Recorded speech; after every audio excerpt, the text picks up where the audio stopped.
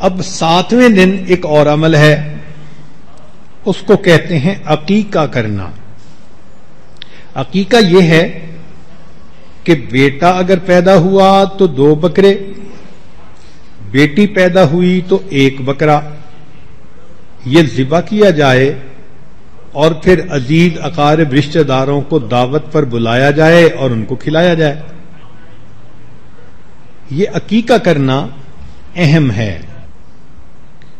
کسی نے امام مالک رحمۃ اللہ سے پوچھا کہ اتنا غریب بندہ ہے کہ عقیقہ کا بکرا کر ہی نہیں سکتا؟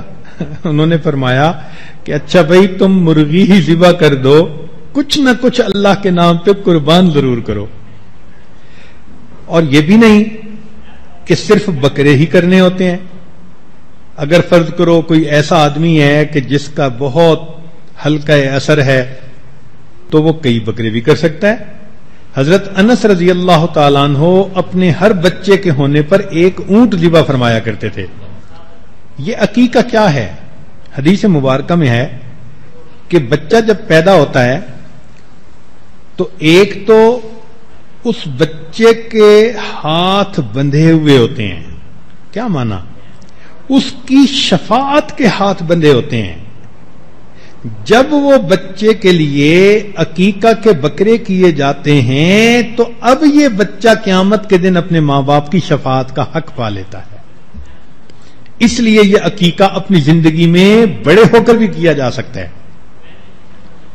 کہ عقیقہ کرنے سے بچے کو ماں باپ کی شفاعت کا حق مل گیا۔ حضرت شاہ ولی اللہ مدد دہلوی رحمۃ اللہ فرماتے ہیں کہ اصل میں ان جانوروں کو قربان کرنے سے ابراہیمی سنت کو یاد کرنا مقصود تھا، اور ساتھ یہ بھی فرماتے ہیں کہ عقیقہ کرنا اصل میں دوست احباب کو بچے کی اطلاع دینے کا بہترین طریقہ ہے۔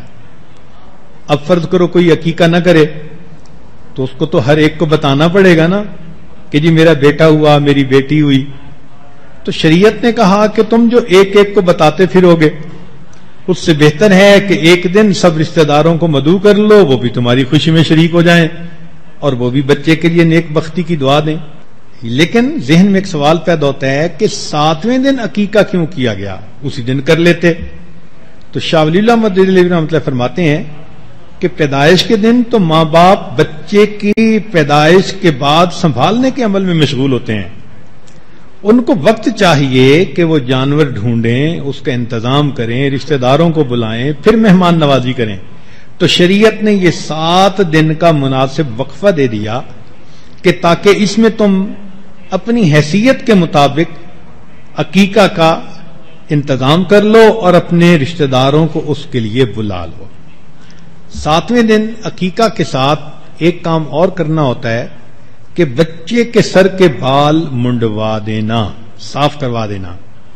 چنانچہ سیدہ فاطمہ الزہرا رضی اللہ تعالی عنہا، ان کے ہاں جب حضرت حسن اللہ عنہ کی ولادت ہوئی یا سیدنا حسین اللہ عنہ کی ولادت ہوئی تو انہوں نے 7ویں دن ان بچوں کے بال سر کے صاف کروائے اور بالوں کے وزن کے برابر چاندی اللہ کے راستے میں صدقہ کر دی۔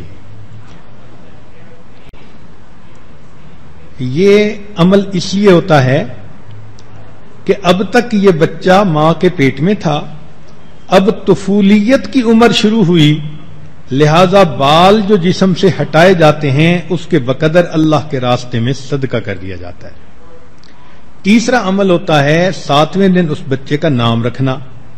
نام رکھنے میں 3 باتوں کا خیال رکھنا چاہیے۔ ایک تو نام زبان پر آسان ہو، لینا آسان ہو، پکارنا آسان ہو۔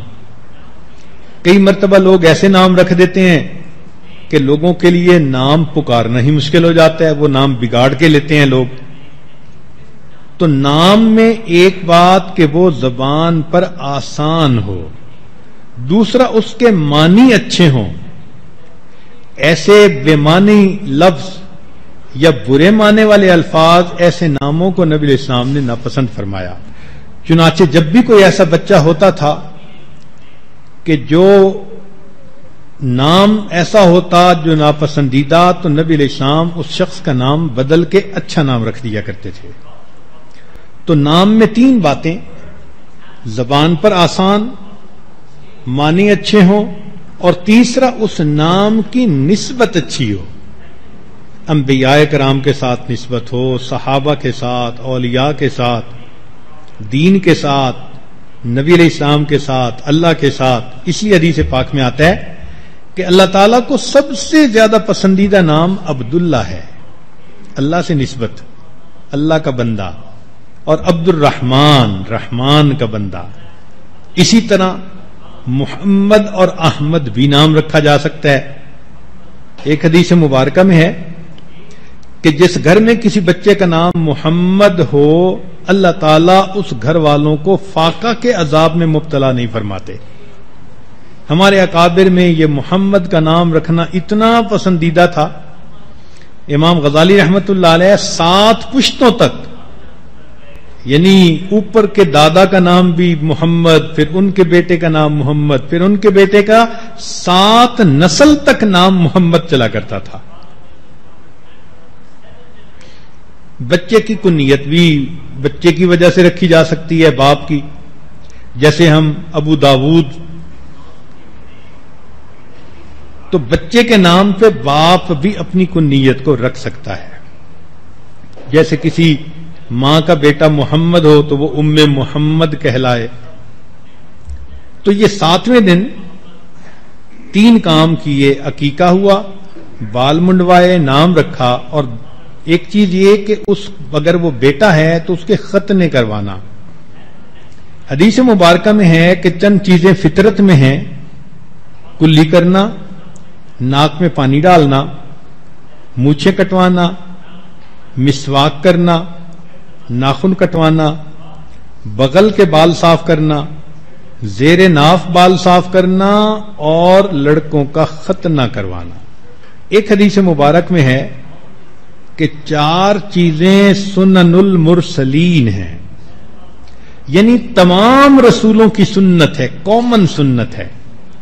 ان میں سے ایک خوشبو لگانا، دوسرا مسواک کرنا، تیسرا ختنہ کرانا، اور چوتھا نکاح کرنا۔